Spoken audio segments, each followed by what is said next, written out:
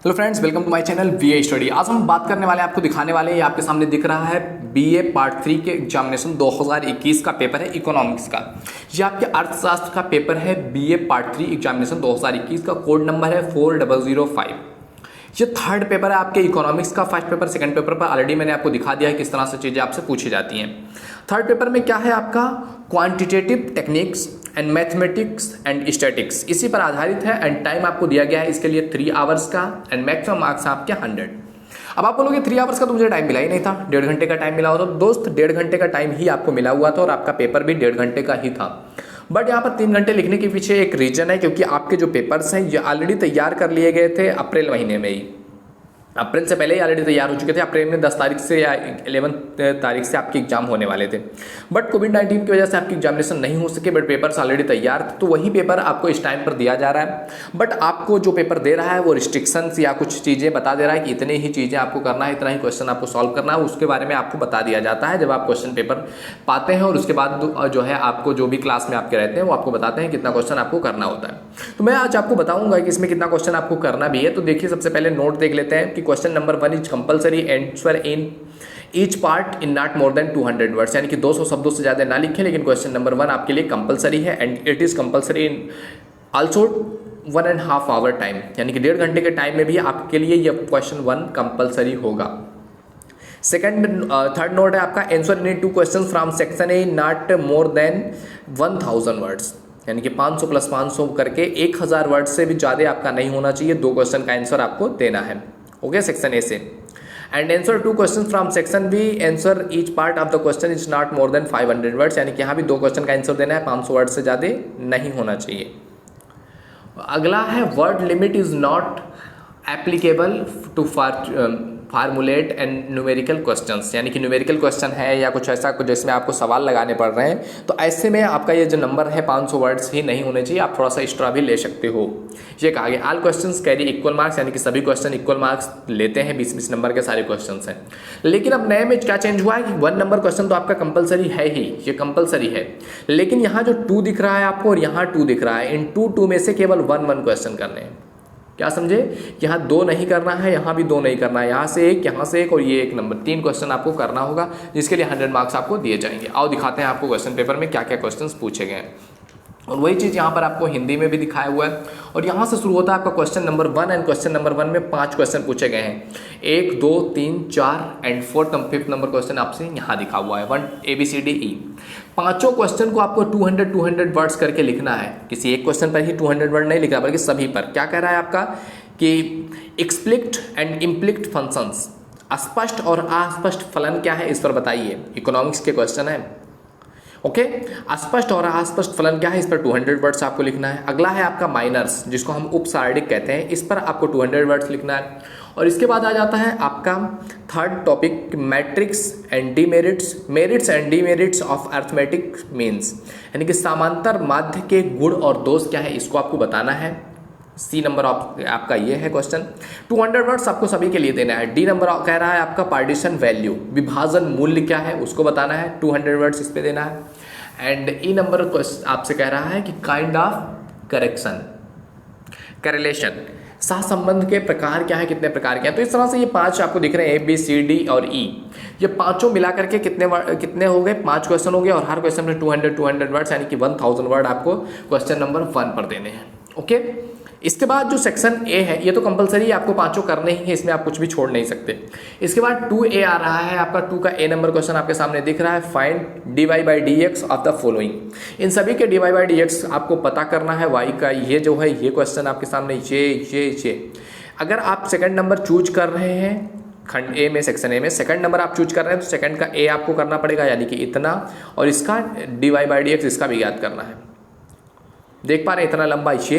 और फिर B number है आपका integrate the following with the respect to X के रिस्पेक्ट में इस सबका इंटीग्रेट भी आपको करना होगा। फिर आपका एक क्वेश्चन कंप्लीट होगा। जो कहा गया है ना सेक्शन जो ए है इसमें से आपको केवल एक क्वेश्चन करना है, तब जाकर के आपका एक क्वेश्चन कंप्लीट होगा, अगर आप इतना करते हैं तो।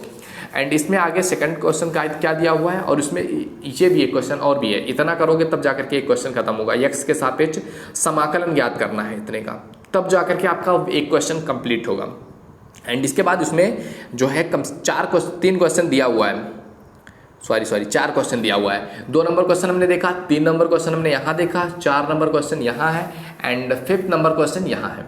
इस तरह से 4 क्वेश्चन आपको दिए होते थे और इनमें से 2 करने होते थे, लेकिन अभी क्या करना है, अभी आपको केवल 1 क्वेश्चन करना है इन चारों में से। तो पहला वो था। दूसरा है difference type of matrix, defined type of matrix, आव्यूह के प्रकार को बताइए कि ये जो आव्यूह आपके सामने दिख रहे हैं ये कौन से टाइप के हैं। ओके, आपको ये बताना है। अगर if a is equal to इस तरह से है and b is equal to ये, तो प्रूव करो कि a प्लस बी का होल पे t is equal to a पे पावर t प्लस b पे पावर t। यदि a बराबर इतना, अगला क्वेश्चन है, यदि a बराबर ये b बराबर ये इतना, तो सिद्ध करो कि a प्लस बी के power t is equal to a के पावर t प्लस b के पावर t। तो इस तरह से करना है, या तो आप ये क्वेश्चन एक कर दो, सॉल्व करना है, ये आपका पूरा न्यूमेरिकल है। एंड 4th नंबर भी आपका न्यूमेरिकल ही है। अगर a बराबर इतना, b बराबर इतना, तो यहाँ 3 पार्ट्स का है, तो प्रूव करना है। देन a इंटू बी क्या होगा, ऐसे यहाँ भी है a और b का मान दिया हुआ है, a इंटू बी क्या हो जाएगा। तो इस तरह से मान आपको बताना है।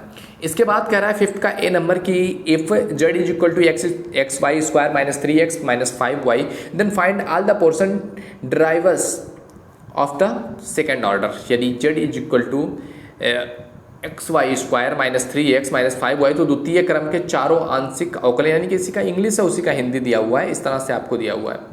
ओके, आपको जो समझ में आ रहा है इंग्लिश में समझ में आ रहा है इंग्लिश, हिंदी में समझ में आ रहा है हिंदी में, आप इस तरह से देख सकते हैं। z बराबर ये दिया हुआ, तो द्वितीय क्रम के चारों आंशिक अवकलन करो। या फिर फिफ्थ का बी नंबर क्वेश्चन कह रहा है कि find the elasticity of demand of the demand function q is equal to 50 minus 5p minus p के power 2 when p is equal to 2। वही चीज़ हिंदी में लिखा हुआ, मांग फलन q is equal to 50 minus 5p minus p square के लिए मांग की लोच ज्ञात कीजिए, जबकि p इज इक्वल टू 2। तो इन चारों क्वेश्चन में से आपको कोई एक क्वेश्चन करना है। ओके, इसके बाद आ जाता है आपका सेक्शन बी। सेक्शन बी यहाँ से आपका स्टार्ट हो रहा है। क्या कह रहा है, the mean mark of 100 students were found 40, later on it's discovered that a score of 1 student was misread as 83 instead of 53, find the correct mean mark. देखो ध्यान से, इसको आपको हिंदी में भी समझना है तो आप हिंदी में भी समझ सकते हो। एक क्वेश्चन आपको इसमें भी करना है, इसमें भी आपको 4 क्वेश्चन दिए हुए हैं, देख सकते हैं। क्वेश्चन कह रहा है 100 छात्रों का माध्य अंक 40 है, बाद में पता चला कि एक छात्र के अंक 53 के स्थान पर गलती से 83 पड़ गए हैं, तो सही माध्य क्या होगा। आपके सामने ये दिख रहा है कैलकुलेशन, अभी ये दिख रहा है, आपको फार्मूला लगाते हुए इसका मान ज्ञात करना है। 7th नंबर क्वेश्चन कह रहा है क्या आपसे कि व्याख्या करना है, एक्सप्लेन द फॉलोइंग। क्या कह रहा है, mathematical prospects of arithmetic means, यानी कि समांतर माध्य के गणितीय गुण क्या है वो आपको बताना है। एंड बी ऑप्शन है आपका स्कैटर्ड डायग्राम, विक्षेप चित्र के बारे में बताना है आपको। 500 वर्ड्स में आपको जो है डिस्क्राइब करना है इन चीज़ों को, तो आप इस तरह से बता सकते हो।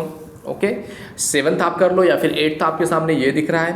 Which series of the following is more consistent, निम्नलिखित में से कौन सी श्रेणी अधिक संगत आपको दिख रही है, आपको इसमें से बताना है। ए नंबर क्वेश्चन ये है। बी नंबर कह रहा है आपका इन ए फ्रीक्वेंसी डिस्टर्बेंस कारी persons conflict of skewness is 0.4, S D is 6.4 and means is 29.6, find mode. किसी वितरण में कार्ल पियर्सन का जो विषमता गुणांक है वो 0.4 है, प्रमाप विचलन जो है 6.4 है, माध्य 29.6 है, तो बहुलक ज्ञात करो। ये आप कर सकते हो। ए और बी आपने कर दिया तो ये क्वेश्चन आपका ये कंप्लीट हो गया। इसके बाद 9th क्वेश्चन आपसे कह रहा है कि from the data given below find Karl Pearson's coefficient of correlation, यानी कि आपके सामने डाटा दिया हुआ है, नीचे दिए गए प्रदत्त से कार्ल पियर्सन के सहसंबंध गुणांक ज्ञात कीजिए। डाटा दिया हुआ है, इसके आधार पर आपको कार्ल पियर्सन के गुणांक ज्ञात करने हैं।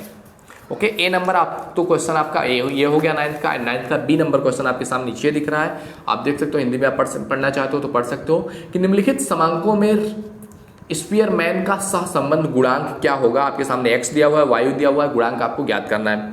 तो ये इस तरह से पेपर आपके बने हुए हैं। इन पेपर्स में से आपको क्या था, बस ये दो क्वेश्चन करने थे लास्ट में से, अब एक क्वेश्चन करने हैं और टाइम आपको आधा कर दिया गया है, 1.5 घंटे का टाइम कर दिया गया है। ओके, आई होप वीडियो तुम्हें पसंद आया होगा। वीडियो पसंद आए तो लाइक जरूर करो, शेयर करो अपने फ्रेंड सर्कल में, सभी को बताओ इस तरह से क्वेश्चन पेपर आ रहे हैं। अगर आपके एग्जामिनेशन में इस तरह से आ रहे हैं तो आप इस तरह से देखो कि इसी तरह से क्वेश्चन पेपर आपकी एग्जाम में भी आ सकते हैं। ओके, आई होप वीडियो पसंद आया होगा तो लाइक करो, शेयर करो, फ्रेंड सर्कल में जितने भी लोगों तक आप पहुंचा सकते हो उनके पास शेयर करो। ओके, मिलते हैं आपसे अगले वीडियो में, तब तक के लिए जय हिंद, जय Bharat, thank you, bye bye.